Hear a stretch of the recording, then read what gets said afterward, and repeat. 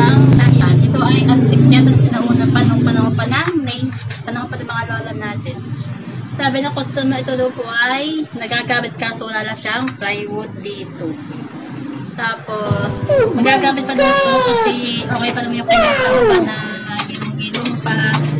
Ito, na ginong-ginong pa. Okay pa yung kanyang ang wala na niya parang pinapatalilan dito. Yung ganong goma. Tapos okay pa naman. Okay pa yung kanyang anuhanang karayin. Okay pa na ano pa siya, oh. Konting repair lang, oh, magagamit pa to.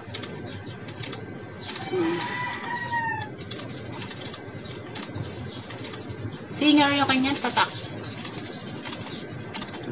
Okay pa.